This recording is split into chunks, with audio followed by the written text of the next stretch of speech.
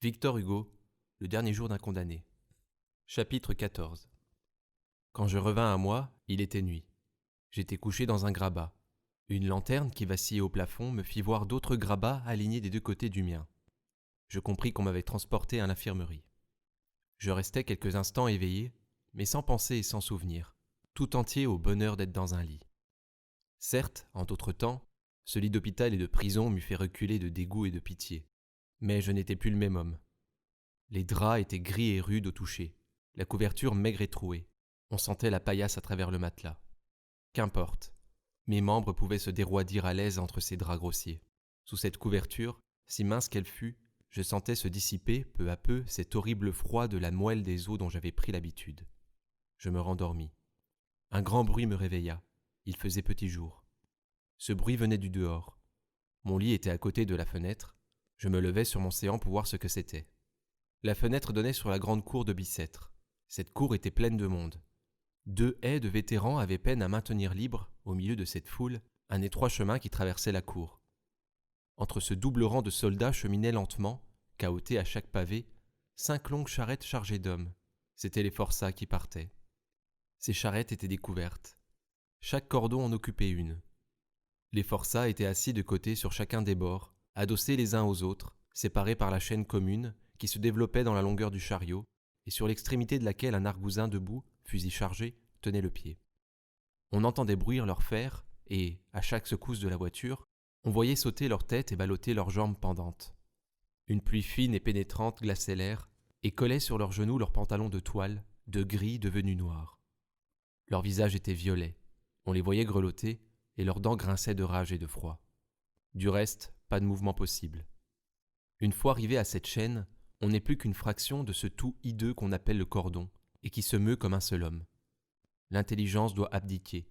Le carcan du bagne la condamne à mort. Et quant à l'animal lui-même, il ne doit plus avoir de besoin et d'appétit qu'à heure fixe. Ainsi, immobile, la plupart demi-nus, tête découverte et pieds pendants, ils commençaient leur voyage de 25 jours, chargés sur les mêmes charrettes, vêtus des mêmes vêtements pour le soleil à plomb de juillet et pour les froides pluies de novembre. On dirait que les hommes veulent mettre le ciel de moitié dans leur office de bourreau. Il s'était établi entre la foule et les charrettes je ne sais quel horrible dialogue. Injures d'un côté, bravade de l'autre, imprécations des deux parts. Mais, à un signe du capitaine, je vis les coups de bâton pleuvoir au hasard dans les charrettes, sur les épaules ou sur les têtes, et tout rentra dans cette espèce de calme extérieur qu'on appelle l'ordre.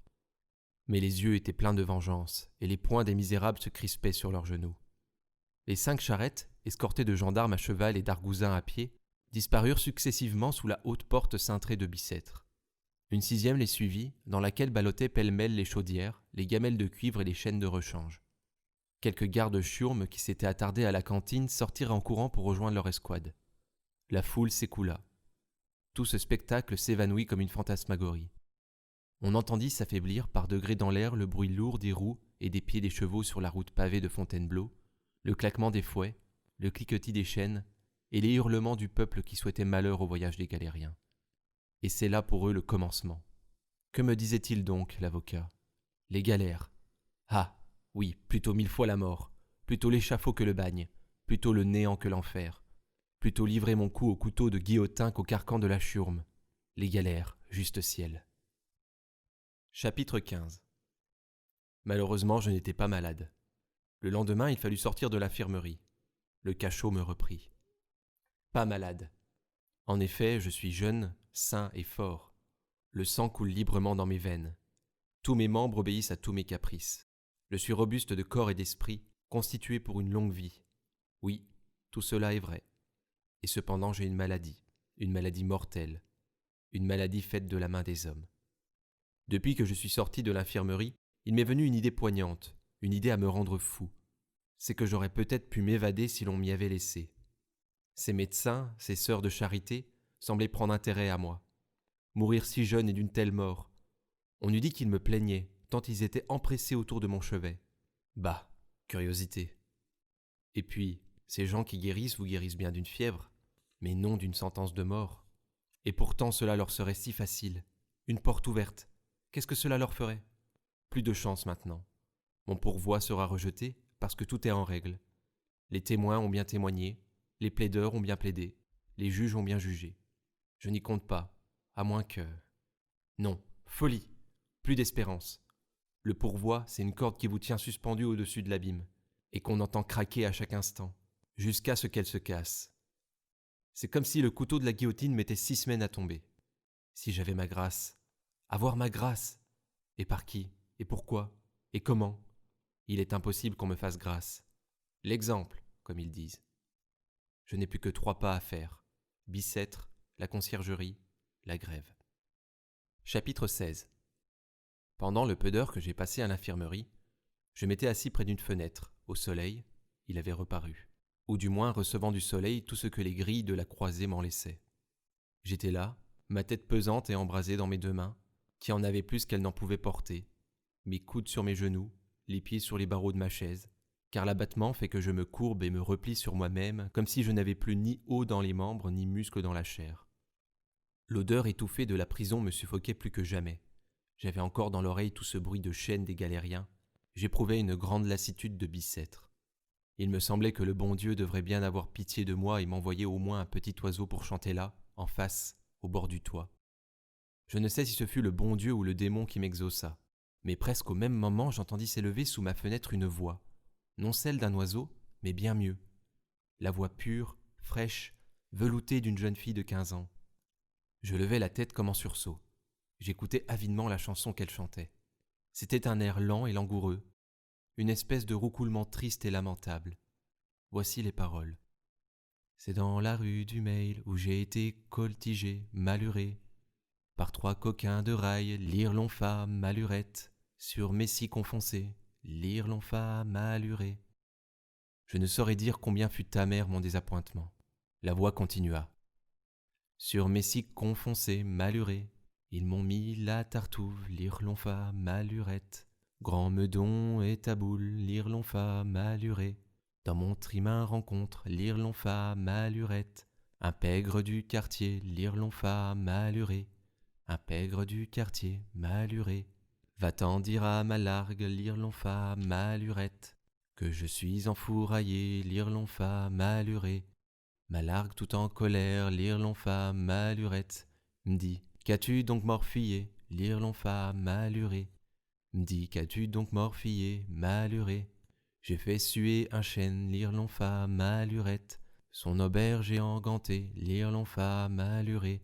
Son aubert et sa toquante, lire l'on fa nialurette. Et ses attaches de C, lire l'on fa maluré. Et ses attaches de C, maluré. Ma largue part pour Versailles, lire l'on fa malurette. Au pied de sa majesté, lire l'on fa maluré. Elles lui fonce un babillard, lire l'on fa malurette. Pour me faire défourailler, lire l'on fa maluré. Pour me faire défourailler, maluré. Assis j'en défouraille, lire l'on fa malurette. Ma largue gentifrais, lire l'on fa maluré. Je l'y ferai porter fontange, lire l'on fa malurette. Et souliers galuchés, lire l'on fa maluré. Et souliers galuchés, maluré. Mes grandes dames qui se fâchent, lire l'on fa malurette. Dit par mon caloquet, lire l'on fa maluré. J'y ferai danser une danse, lire l'on fa malurette. Où n'y aurait pas de plancher, lire l'on fa maluré. Je n'en ai pas entendu et n'aurais pu en entendre davantage. Le sens à demi compris et à demi caché de cette horrible complainte, cette lutte du brigand avec le guet, ce voleur qu'il rencontre et qu'il dépêche à sa femme, cet épouvantable message. J'ai assassiné un homme et je suis arrêté. J'ai fait suer un chêne et je suis enfouraillé.